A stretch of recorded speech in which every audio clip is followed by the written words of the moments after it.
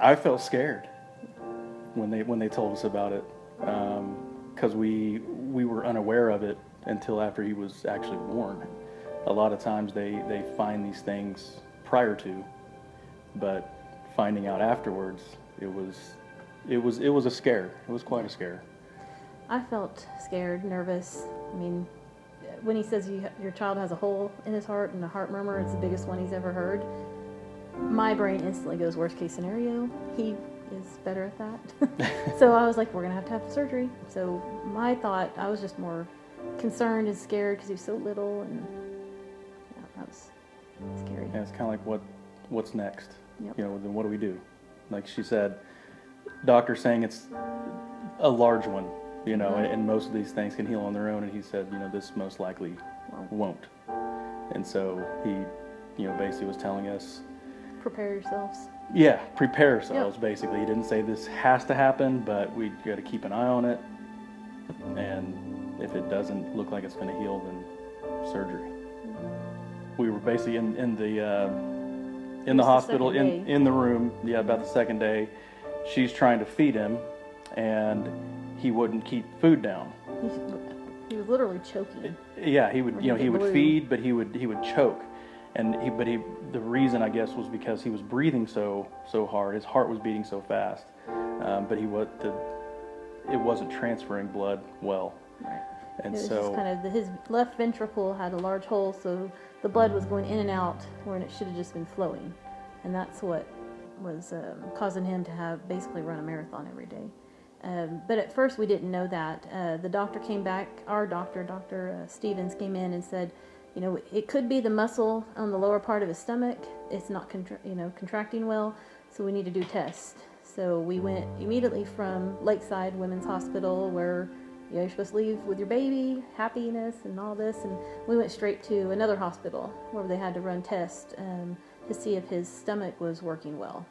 And so after, he said, well, let's wait for 6 weeks, see how he grows. In that 6 weeks, he only gained 1 pound. So they said he's not growing. He could be eating a lot, but he's wearing it all off, so he's not getting enough calories in.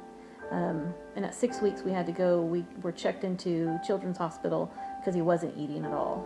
So he had to stay there for 2 days, and we almost had to do a feeding tube, but we got him to where he would eat. So we had to, every 2 hours he would have to eat. And so at that point, no more nursing, no more pumping. He had to have formula with the most calories he can have. And basically we stayed up around the clock and fed him every 2 hours.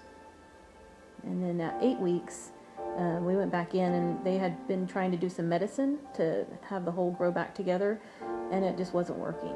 And they kept waiting, and our doctor finally said, after all the infections he was getting on his lungs and he just was getting sick, he said, this kid is not going to make it if you don't do surgery. So at 14 weeks, he was 10 pounds, and that's when we went in to do the surgery. He prepped us for it, and he told us what he planned on doing. What he planned on doing. He said he was actually going to have to put a patch over the hole because it was, what did he say, 7 centimeters? Or not millimeters, sorry, 7 millimeters, which I guess is significant. It's a large hole. Yeah. And so he said, he was going to have to put a patch over it, and just kind of briefed us on everything. Several hours of the most nervous, longest several hours there was. But the nurse came in and told us how everything was going, said everything was great. But just thinking about that little bitty body in that surgery room, literally with his heart out of his body. I mean, it was, just thinking of all that was, just super scary. The next part of it, when they told us we can go see him, they kind of told us, again, they kind of briefed us on what he may kind of look like, and they told us the tubes that are going to be in him and all that. And you can't picture that. They open the door, and he's laying there, and he's got tube out of here. He had, his chest was completely, of course he had completely open. So he's all stitched up, had just wires everywhere going all over his body. And I know I just kind of turned around and grabbed her, because seeing that was tough. I mean, that was Like, Yeah. holy cow, you know, never really expected. They prepped us for it, but you don't know what you're getting into once you see it. But just knowing that he got through it, Yeah. and it went better than it was expected. That's Still tough. because I can still picture it in my head. Yeah. I don't, you know, he I'm trying not to, but it just Yeah. is there sometimes. yeah, it's just something will never leave your mind. We were in there for how long? 4 days.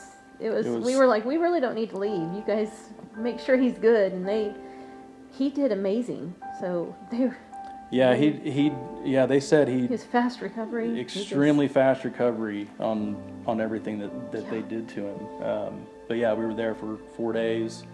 Then moved to another room, but just seemed like every day he just was Stronger. getting better and stronger just every single day. and he would eat. That was the biggest thing right there. He Just would see him actually eat and keep it down and not feel like he had to throw it up. It was just one of those things where you could tell it was like an immediate Yeah. immediate turnaround.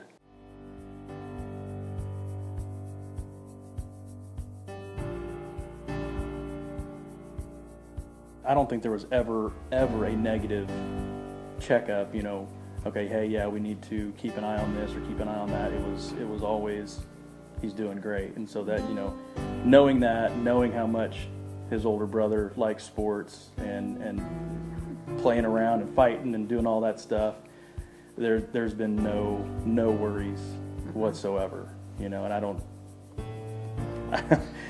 don't think there will be, because the last time we went in, like she said, everything was great. He's proud of it. Yeah. Jackson is. He'll lift his shirt. He's got that nice scar. And so he'll have that for the rest of his life. Yeah. Obviously, he's got a story of his own. Yeah. To tell everybody.